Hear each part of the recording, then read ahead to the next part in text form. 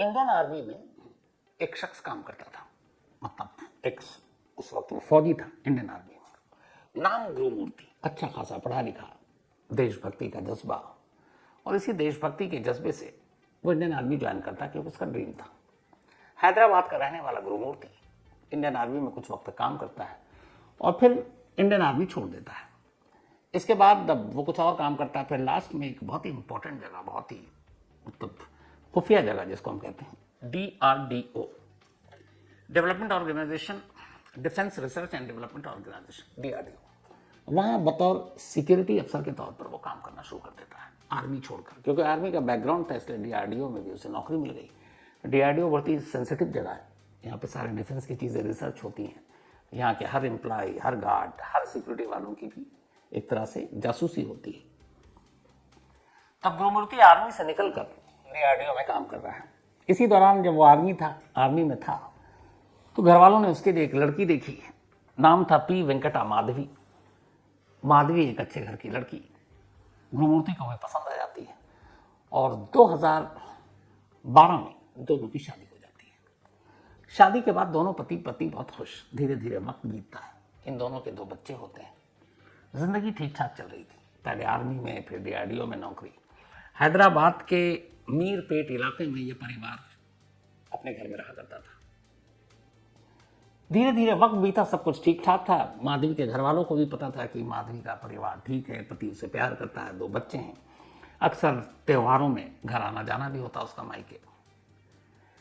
अब जनवरी में मकर संक्रांति हम लोगों के यहाँ नॉर्थ इंडिया में 14 जैन को होता है, और ये अलग अलग नामों से देश के अलग अलग हिस्सों में भी होता है। तो साउथ इंडिया में बड़ा फेमस है, इसको पोंगल कहते हैं, लेकिन वो हमसे भी ज़्यादा इसको बेहतर तरीके से मनाते हैं, बल्कि 4-7 दिनों तक वो पोंगल मनाते हैं। हमारे यहाँ तो ये कि 14 जैन को 14 जनवरी को मनाया और बस, वहाँ 4 से 7 दिनों का ये त्यौहार होता है। और ये त्यौहार इतना बड़ा होता है कि आमतौर पर हर घर में लोग अपने घर जाना चाहते हैं। जैसे कोई पत्नी है तो वो अपने मायके जाना चाहती है, बेटा कहीं जॉब कर रहा है तो वापस घर जाना चाहता है। तो पोंगल के दिन आया, सब कुछ ठीक ठाक। 16 जनवरी यह आखिरी दिन था जब माधवी ने अपने मायके फ़ोन पर बात की। अमूमन वो हर दिन एक बार शाम को या रात को जरूर घर पर फ़ोन करती थी। अब 16 जनवरी को एक बार आखिरी सुबह बात हुई, लेकिन रात को ही नहीं। घर वालों को अजीब लगा, लेकिन उन्होंने कहा कोई बात नहीं, त्यौहार है, बिजी होंगी। 17 जनवरी को फ़ोन किया, फिर भी कोई सूचना नहीं। उन्होंने अपने दामाद को फ़ोन किया, गुरुमूर्ति को। तो गुरुमूर्ति ने कहा कि पता नहीं वो गुस्से में कहीं चली गई। उन्हें लगा ठीक है आ जाएगी। अब 18 जनवरी की तारीख आ गई, लेकिन माधवी का मोबाइल स्विच ऑफ, कोई बातचीत नहीं।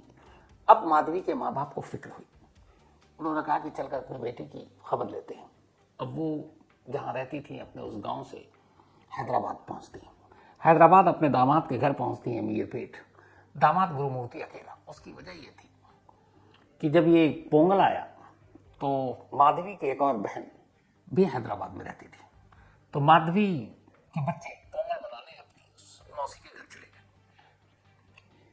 अब गुरुमूर्ति अकेला था घर में। माँ बाप आते हैं, उसको पूछते हैं तो फिर वो बताता है कि असल में हुआ ये कि पोंगल के वक्त माधवी अपने घर जाना चाहती थी। गुरुमूर्ति ने कहा कि मैंने उसको मना किया कि अभी बच्चे हैं यहाँ पर, मेरी भी नौकरी है, तुम इस बार मत जाओ, बाद में चले जाना। इस बात पे वो गुस्सा हो गई और फिर दोनों में झगड़ा हुआ, और झगड़े के बाद वो 16 जनवरी को घर छोड़कर चली गई। घर वालों ने कहा ऐसी बात थी तो आपको हमें बताना चाहिए था। उसने कहा मुझे लगा लौट आएगी, तो मैंने इतना सीरियस नहीं लिया। अब 18 जनवरी 2 दिन बीत गए थे, घर वाले आ चुके थे। उन्होंने कहा कि नहीं अब तो कोई सुराग मिल नहीं रहा, तो चल के पुलिस में रिपोर्ट लिखाते हैं। तो गुरुमूर्ति ने कहा कि हाँ मुझे भी फिक्र हो रही है, चलिए पुलिस स्टेशन चलते हैं, रिपोर्ट लिखाते हैं। अब माधवी के माँ बाप और माधवी के का पति गुरुमूर्ति, ये तीनों इसी मीरपेट इलाके में जो लोकल पुलिस स्टेशन था इनके ज्यूरिसडिक्शन में, वहाँ पहुँचते हैं और वहाँ जाकर पूरी रिपोर्ट लिखाते हैं। पुलिस रिपोर्ट लिखती है, पूछताछ करती है, फिर कहती है हम तफ्तीश कर रहे हैं। अब लगभग 16 के वो गायब हुई, 17-18 को रिपोर्ट लिखी गई, 18 बीत गया, 19, 20, 21, 22 तारीख आ गई, लेकिन माधवी का कुछ सुराग नहीं मिला। 6 दिन हो चुके थे और पुलिस ने अपनी तरफ से भी पता करने की कोशिश की, कहीं कोई सुराग नहीं मिला।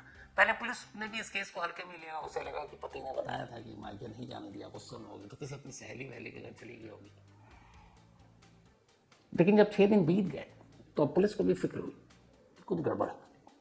अब पुलिस ने सीरियसली इस केस की इन्वेस्टिगेशन शुरू की 22 को। उसने सारी जानकारी इकट्ठा की, फिर गुरुमूर्ति से दोबारा पूछताछ किया, गुना अच्छा बता हुआ क्या था। तो उसने कहा 16 तारीख को मैं आया, उसके बाद शाम को कहीं जाने के लिए बहस हुई, मैंने उसे मना किया, उससे मैं घर छोड़ के चली गई। अब पहली बार 22 जनवरी को पुलिस सीसीटीवी फुटेज को खंगालने का सोचती है। ये काम पहले भी कर सकती थी, बट उसने शुरुआत में केस को हल्के में लिया था। अब जब उसने गुरुमूर्ति के घर के आसपास के सीसीटीवी फुटेज को खंगाला तो अजीब से एक चीज नजर आई। वो ये कि दिन में एक बार दोपहर से पहले माधवी घर से निकली और फिर घर की तरफ जाती हुई दिखाई दी, घर के अंदर जाती हुई दिखाई दी, लेकिन उसके बाद उस घर से माधवी कभी बाहर आई नहीं। अब पुलिस को ये बात बड़ी अजीब लगी, लेकिन वो सीसीटीवी का एंगल कुछ ऐसा था कि अगर वो घर से बाहर निकल भी गया तो कुछ जगहों पे ऐसा है कि वो पकड़ नहीं सकता था। तो यहाँ बेनिफिट ऑफ डाउट पुलिस ने गुरुमूर्ति को दे दिया। लेकिन पुलिस को अब शक हो रहा था, अब जिसकी बीवी घर छोड़ के चली जाए और 16 को जाए और 18 तक वो कोई रिपोर्ट भी ना लिखाए। 18 को रिपोर्ट तब लिखाए जब इन लॉज उसके आ जाए, और फिर उन लॉज के साथ मिलकर वो ढूंढ रहा, और इस दौरान में लगातार अगले 6 दिनों तक वो माधवी के तमाम दोस्त, जितने जानकार, रिश्तेदार, पड़ोसी, हर एक के घर इन लॉज के साथ जाता, दिन भर ढूंढता अपनी बीवी, पुलिस के पास भी जाता, पूछता, फॉलो अप करता कि मेरी बीवी का कोई सुराग मिला। लेकिन जब वक्त बीता, 6 दिन हो गए, तो पुलिस को गुरुमूर्ति पर कुछ शक होने लगा और कोई सुराग मिल नहीं रहा था। पुलिस ने कहा चलो एक तरीका आजमा के देखते हैं गुरुमूर्ति के ऊपर। उन्होंने गुरुमूर्ति को बुलाया कि आओ तुमसे कुछ पूछताछ करनी। अब गुरुमूर्ति से वही सारे सवाल जो 6 दिन से हो रहे थे घुमा फिरा कर करना शुरू किया। जब घुमा फिरा कर करना शुरू किया तो पुलिस ने पाया कि जो उसके पहले दिन के जवाब थे, जो दूसरे दिन के जवाब थे, जो तीसरे दिन के जवाब थे, उसमें कहीं ना कहीं थोड़ा सा कंट्राडिक्शन है, उसके स्टेटमेंट बदल रहे हैं। जबकि एक शख्स जिसकी बीवी गायब हो उसको एक एक चीज़ याद होगी, ये छोटी मोटी चीज़ नहीं है, और वो भी जब बीवी अभी मिल नहीं रही है, 6 दिन बीत चुके हैं, कुछ भी हो सकता है। तब जब स्टेटमेंट में ये उसके भटकाव देखने को मिला तो पुलिस को लगा कि कुछ गड़बड़ है। इसके बाद फिर हैदराबाद पुलिस ने कहा चलो अपने तरीके से पूछताछ करते हैं। इसके बाद उन्होंने गुरुमूर्ति से अपने तरीके से वही पुलिसी अंदाज में पूछताछ की। सीधा साधा आदमी गुरुमूर्ति, इंडियन आर्मी में रह चुका है, DRDO में काम करता है, सिक्योरिटी गार्ड ऑफिसर के तौर पर। तो ज़्यादा देर तक पुलिस के वो पुलिसी अंदाज को बर्दाश्त नहीं कर पाया। फिर उसने कहा कि साहब मैं हकीकत बताता हूँ। पुलिस ने कहा बताओ। उसने कहा कि सच्चाई जानने के लिए आपको मेरे घर चलना पड़ेगा। पुलिस की टीम को लगा कुछ तो है। अब पुलिस की एक पूरी टीम गुरुमूर्ति के लेकर उसको हैदराबाद के उसी मीरपेट इलाके में पहुंचती है। मीरपेट इलाके में जाने के बाद वो अपने घर का दरवाज़ा खोलता है, पुलिस वालों को साथ लेकर अंदर जाता है और सीधे ले जाकर किचन में रुक जाता है। किचन में स्टोव के बराबर में एक बड़ा सा प्रेशर कुकर रखा था। वो प्रेशर कुकर पुलिस को दिखाता है और कहता है कि आखिरी बार मेरी वाइफ माधवी इसी प्रेशर कुकर से निकलकर बाहर गई थी। पहले तो पुलिस को कुछ समझ में नहीं आता, लेकिन अंदर घुसते ही पुलिस वालों के भी थोड़े हालत खराब कि क्या बोल रहा है, क्या है।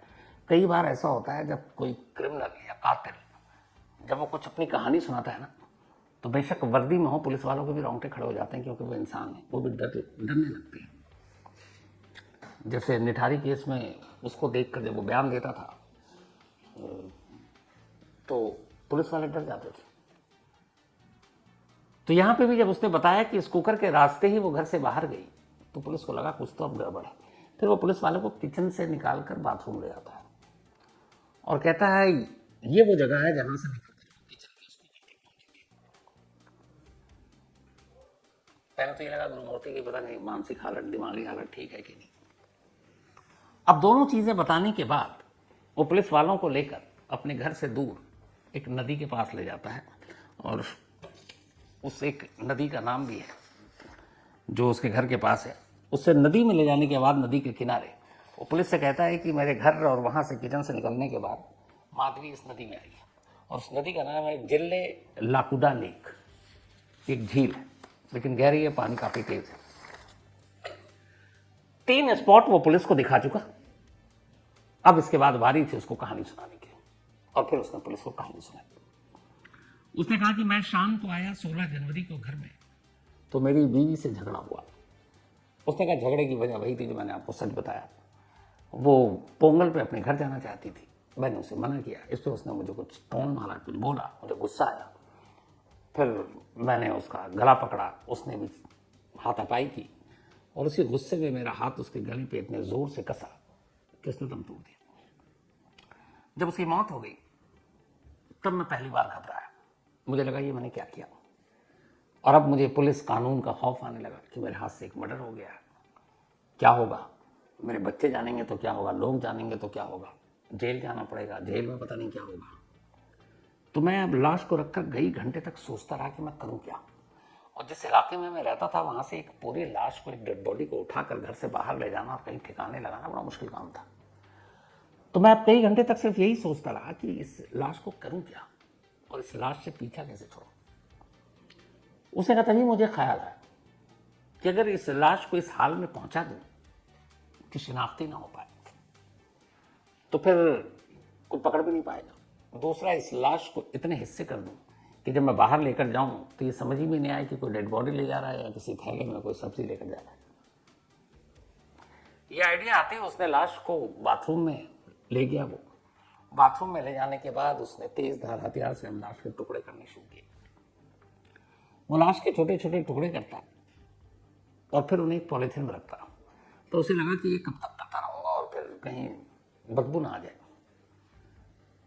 तो उसे याद आया कि अगर इस लाश के टुकड़ों को उबाल दूं तो स्मेल नहीं आएगी, और फिर शायद उबालने के बाद वो जो एक ह्यूमन बॉडी का पूरा एक शेप और बाकी चीज़ें वो भी पहचान में नहीं आएंगी। इत्तेफाक से उसके घर में एक बड़ा सा प्रेशर कुकर था। तो पहली किस्त में उसने लाश के छोटे टुकड़े किए, प्रेशर कुकर में डाला, उसे उबाला। उबालने के बाद उसे पॉलीथिन में डाला। इसके बाद धीरे धीरे वो लाश के टुकड़े करता जाता, प्रेशर कुकर में डालता जाता। 16 जनवरी से यह सिलसिला शुरू हुआ। 17 और 18 3 दिन 72 घंटे तक वो अपने घर में बैठकर लाश के टुकड़े करता रहा, उबालता रहा। इधर दोनों बच्चे 16 जनवरी को ही इत्तेफाक से, जब ये मियाँ बीवी में झगड़ा हुआ, उससे पहले उसने मना कर दिया था कि तुम मायके नहीं जाओगी, तो उसने कहा कम से कम बच्चों को तो पोंगल मनाने दो। तो बच्चे अपनी बुआ उसी के घर पहुंच गए थे। तो घर में कोई और था नहीं, समय पति पत्नी के, और उसे पता था कोई आएगा नहीं। तसल्ली से 72 घंटे तक उसने लाश के टुकड़े किए, प्रेशर कुकर में उबाला और फिर पॉलीथिन में डालता गया। लेकिन अब उसके बाद उसके सामने एक और दिक्कत आई। उसे लगा लाश के टुकड़े तो हो गए, लेकिन जो लाश की हड्डियां हैं वो कैसे, उसका क्या करूं, वो तो उबलेंगी नहीं। फिर उसने एक वजनी चीज लाई, लाश की हड्डियों को काटा, फिर उसको मूसल से तोड़ा। फिर उसके बाद वो ग्राइंडर लेकर आया, उसमें उसने उस हड्डी को एक तरह से पीस ही दिया। फिर उन सबको भी उसने उस कुकर में डाला, मिलाया, और फिर 72 घंटे तक ये सारी चीज़ें करने के बाद वो जाता है इसी लेक पर, और लेक पर ले जाने के बाद उन टुकड़ों को पानी के बीच में जाकर फेंकता ताकि ये किनारे भी नहीं आए। तो जिले लाकुडा लेक, वहां ले जाकर फेंकता। 16, 17, 18 जनवरी तक उसने ये सारा काम कर दिया, और इत्तेफाक से 18 जनवरी को ही उसके इन लॉज हैदराबाद के उसी घर में आ गए। लेकिन ये सारा काम करने के बाद उसने पूरे घर की एकदम तसल्ली से सफाई की। एक एक कोना को धो डाला, एक एक चीज साफ किया, प्रेशर कुकर साफ किया, और उसको वहीं किचन में ही रख दिया। और ये सारा कुछ करने के दौरान वो 3 दिनों तक उसी घर में आराम से रहा। अब इन लॉज आए, उसके बाद रिपोर्ट हुई, खुद पुलिस के पास गया, सब कुछ ढूंढ रहा है, जैसे वो बहुत परेशान है। अब जब उसने सारी चीज़ें बता दी तो फिर पुलिस की एक टीम स्क्वाड के साथ उसी लेक पर पहुंचती है। वहां तफ्तीश शुरू हो जाती है 22 से, लेकिन 24 घंटे से ज़्यादा हो गए, कई गोताखोर भी उतारे गए। लाश का एक छोटा सा टुकड़ा भी पुलिस के हाथ नहीं लगा। अब उस लेक में बहुत सारी मछलियाँ, बड़ी बड़ी मछलियाँ भी। पुलिस को अंदेशा यही है कि जिस तरीके से बॉयल किया गया, फेंका गया, तो शायद लाश के टुकड़े मिले नहीं, हड्डियों के मिलने का अब सवाल नहीं पैदा होता, क्योंकि उसने उसको ग्राइंडर में पीस डाला। अब फॉरेंसिक की टीम पहुंची उसके घर पर, क्योंकि नंगी आंखों से देखने में घर से एक भी चीज नहीं मिली। लेकिन कितनी भी सफाई कर दो, कई बार कुछ सुराग सबूत फॉरेंसिक के, कुछ मांस का लोथड़ा, स्किन या ब्लड का कोई स्टेन, वो मिल जाता है। तो फॉरेंसिक की टीम ने घर के कोने कोने को, यहाँ तक कि प्रेशर कुकर को भी कब्जे में लिया, बाथरूम के नल, हर चीज को एग्जामिन किया, और वहां से नमूने उठाए और अपने साथ ले गई। अब उस रिपोर्ट के बाद पता चलेगा कि उन नमूनों में से कहीं भी ह्यूमन बॉडी के कुछ अंश मिले हैं कि नहीं, कोई ब्लड स्टेन मिला है कि नहीं। कातिल इकबाल जुर्म कर चुका है, कातिल पुलिस के कब्जे में है, कत्ले का तरीका भी बता दिया है, वो प्रेशर कुकर भी पुलिस को दे दिया है। लेकिन अब दिक्कत यह है कि पुलिस को लाश के नामो निशान के नाम पर कुछ भी नहीं मिला है। अब यहां सवाल यह कि अगर लाश का कोई टुकड़ा ना मिले और फॉरेंसिक एक्सपर्ट्स की टीम जो घर में अब तक गई, जो छानबीन की, वहां से भी अगर सिर्फ ब्लड स्टेन या ऐसी कोई चीज छोटी मोटी मिल भी जाए तो ये केस अदालत में कहां जाकर रुकेगा, क्योंकि ऐसे ही केसेस में आमतौर पर जो क्रिमिनल होते हैं वो इसका फायदा उठाते हैं। तो अब ये हैदराबाद पुलिस के लिए एक बहुत बड़ा चैलेंज है कि कातिल है इकबालिया, उसका बयान है, लेकिन पुलिस को दिया गया स्टेटमेंट अदालत में मान्य नहीं होता है। तो वहां पे चाहिए प्रूफ, सबूत, एविडेंस, विटनेस, और इनमें से अभी तक सारी चीजों में पुलिस के हाथ खाली है। अगर उस लेक से एक भी लाश का टुकड़ा मिल जाए तो डीएनए के जरिए पुलिस एस्टेब्लिश कर सकती है कि वो माधवी का टुकड़ा है। उस घर से अगर कोई ऐसी चीज मिलती है तो भी थोड़ा सा केस में हेल्पफुल होगा। लेकिन अगर ये चीजें नहीं मिलती हैं तो फिर गुरुमूर्ति को क्या सजा दिला पाएगी हैदराबाद पुलिस, फिलहाल ये कहना मुश्किल है। गुरुमूर्ति इस वक्त पुलिस कस्टडी में है, कोर्ट ने उसे पुलिस हिरासत दे रखा है, पुलिस हिरासत में उससे पूछताछ हो रही है और ये भी पुलिस कंफर्म कर रही है कि कहीं झूठ तो नहीं बोल रहा, उसी लेक में उसने फेंका, यहीं कहीं और फेंका, कुछ उलझा तो नहीं रहा है। लेकिन अब तक जो वहाँ के पुलिस सोर्सेज हैं उनका कहना है कि जो उसका स्टेटमेंट है वो यही है कि उसी लेक में फेंका है। तो पुलिस की जांच जारी है, अब देखिए इसमें वो क्या सबूत लेकर आती है। लेकिन इस कहानी के सामने आने के बाद इस मीरपेट इलाके में जिसने भी ये सुना है, ये घर एक तरह से इस वक्त उन लोगों के लिए पता नहीं क्या टूरिस्ट स्पॉट जैसा हो गया। हर कोई आकर देखना चाहता है कि यही वो घर अच्छा है जिसमें कुकर मंगाना गया। पूरे लोकल न्यूज़पेपर भरा हुआ है इस स्टोरी से, लोग दूर दूर से आकर देखना चाहते हैं इस घर को। ये भी एक अलग है कि एक ऐसी वारदात में भी तमाशबीन पैदा हो जाते हैं। लेकिन शुरू में जो मैंने कहा था, मतलब इंसानी दिमाग से खतरनाक कुछ नहीं, और इंसानी दिमाग कहाँ तक जाए समझ पाना भी मुश्किल है। बेहद अफसोसनाक कहानी और दहलाने वाली कहानी।